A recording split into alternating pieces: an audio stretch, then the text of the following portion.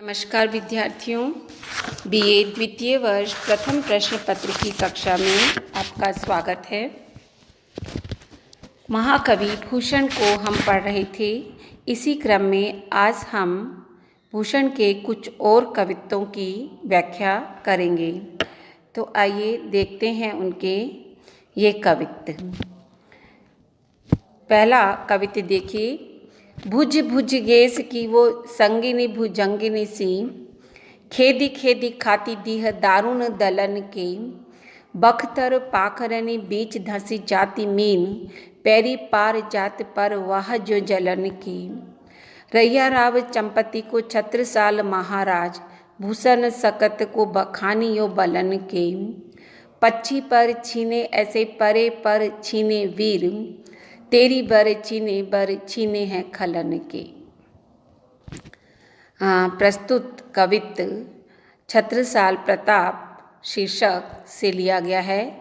यह महाकवि भूषण के शिवा बावनी से उद्धृत किया गया है। इसमें कवि भूषण ने छत्रसाल के पराक्रम एवं शौर्य का वर्णन किया है।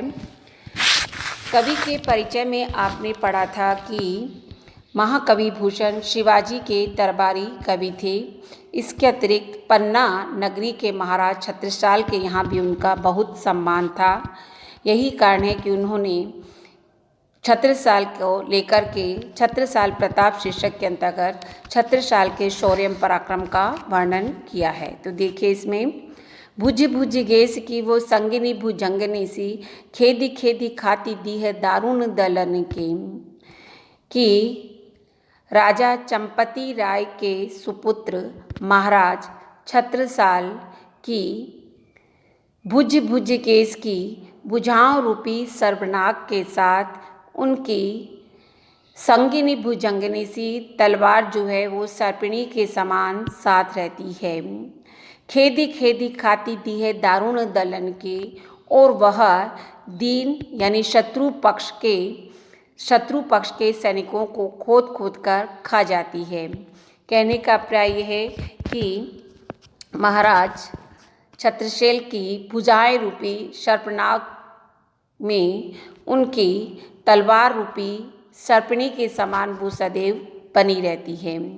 खेदी खेती कहा दिन दारुण दलन की, अथवा आप इसे इस प्रकार भी कह सकते हैं कि वह खेदी खेदी खाती दी है दारुण दलन की, वह शत्रु पक्ष के सैनिकों को खोद खोद कर खा जाती है तथा शत्रु पक्ष के सैनिकों का विनाश कर देती है।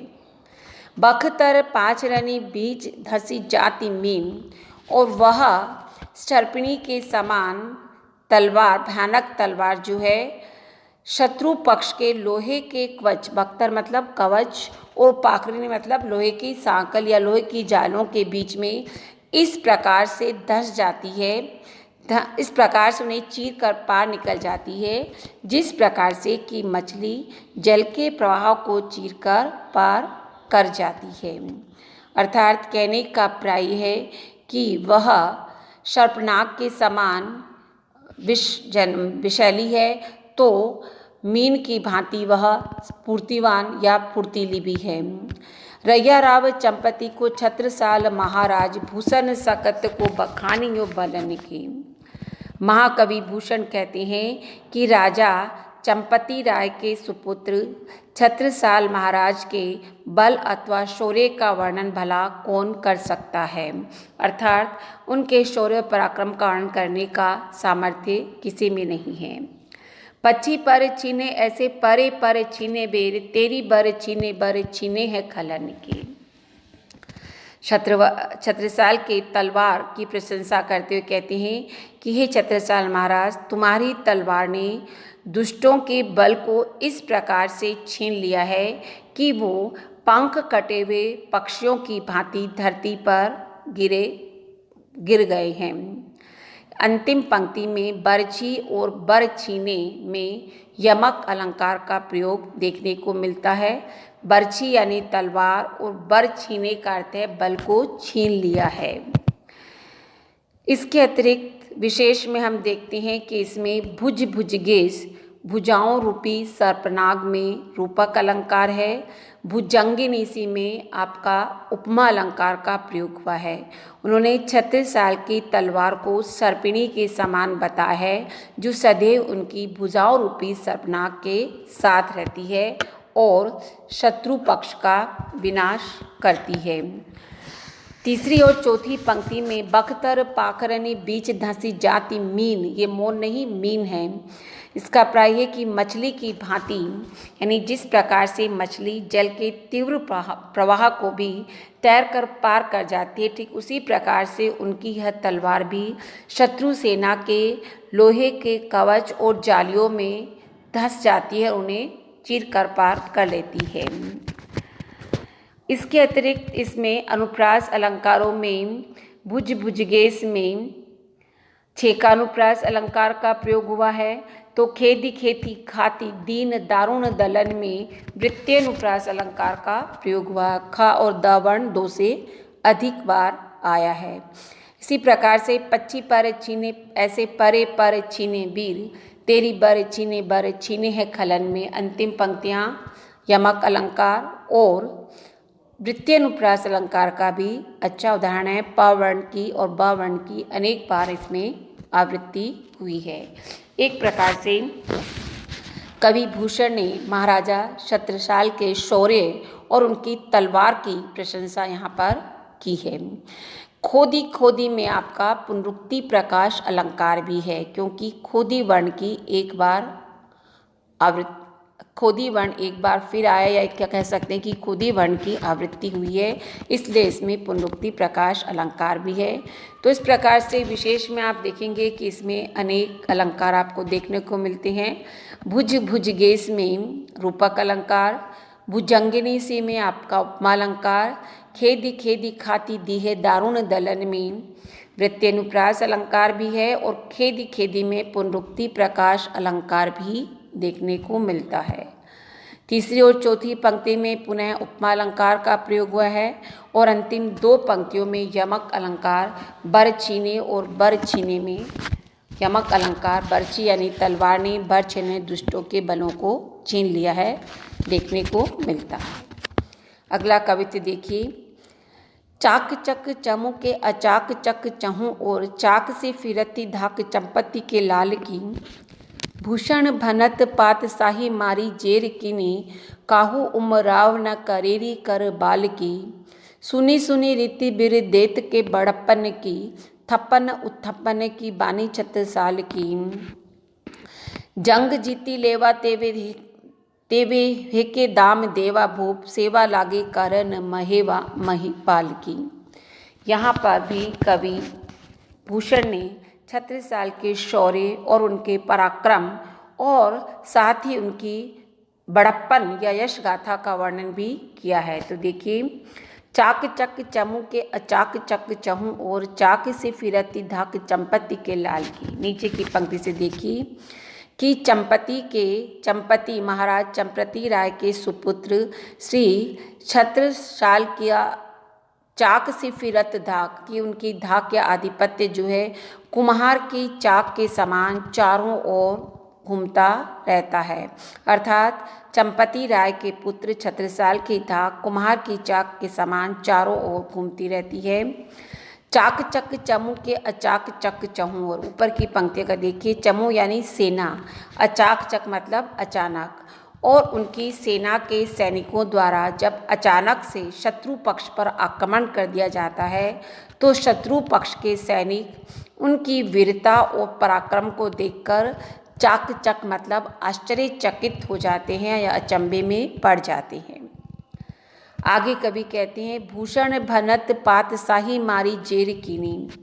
कवि भूषण कहते हैं कि बादशाह औरंगजेब ने जितने भी छोटे छोटे राजाओं को मारकर उनके साथ जबरदस्ती की, काहू कम रेव न करेरी करवाल की, और उनकी उस अत्याचार के खिलाफ कोई भी राजा ऐसा नहीं था जिसने उनकी तलवार का सामना किया हो।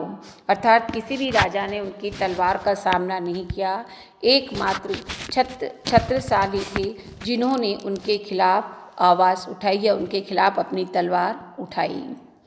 सुनी सुनी रीति बिर देत के बड़प्पन की, थप्पन उत्थप्पन की बानी छत्रसाल की।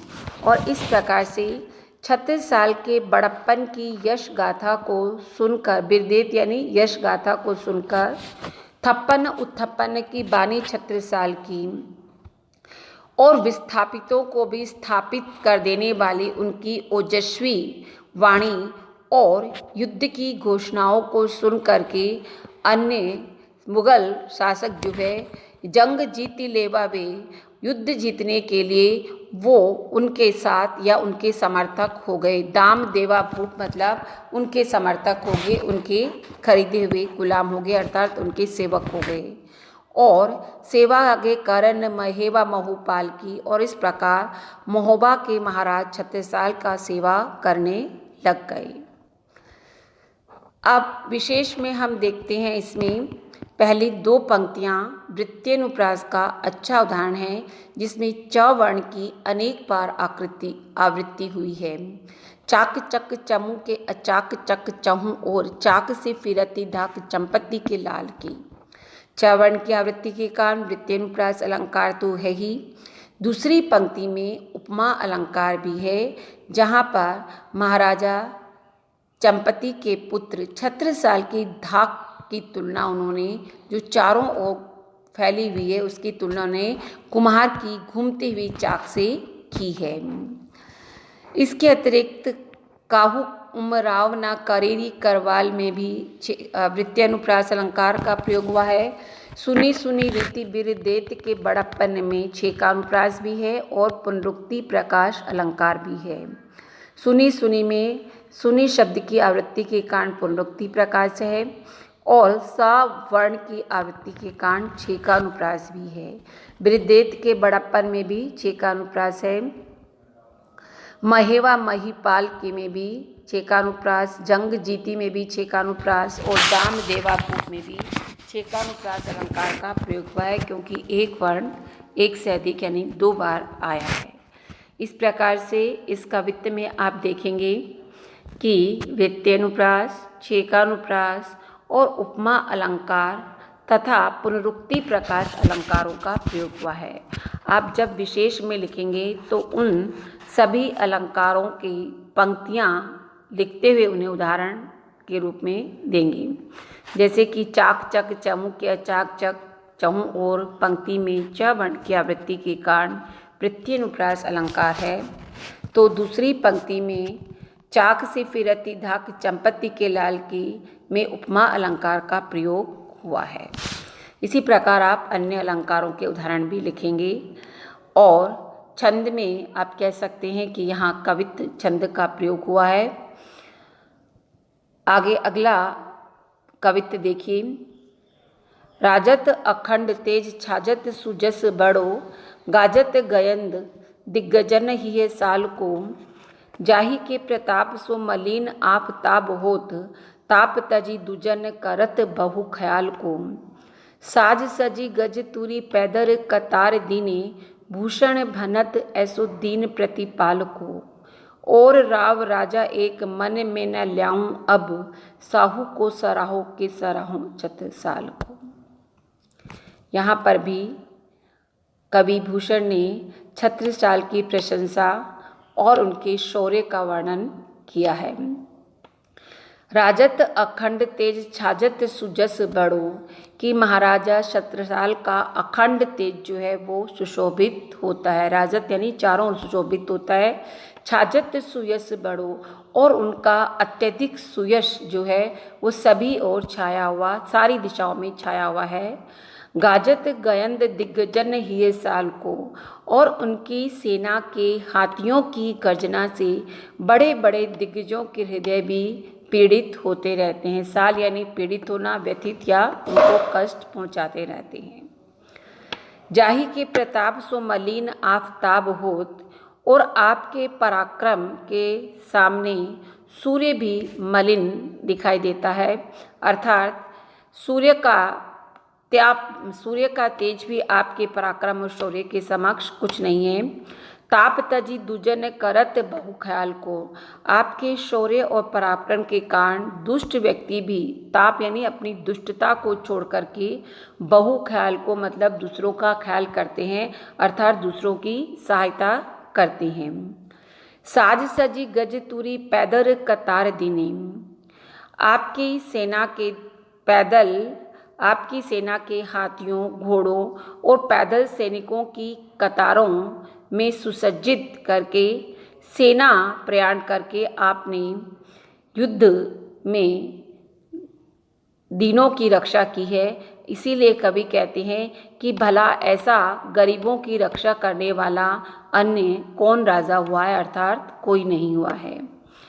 और राव राजा एक मन में न ल्याऊं, यही कहने की कवि भूषण कहते हैं कि आपके इन्हीं गुणों पर प्रसन्न होकर के मैं किसी अन्य राजा को अपने मन में नहीं लाता, अर्थात किसी अन्य राजा को नहीं मानता, मैं तो केवल आप ही को राजा मानता हूँ।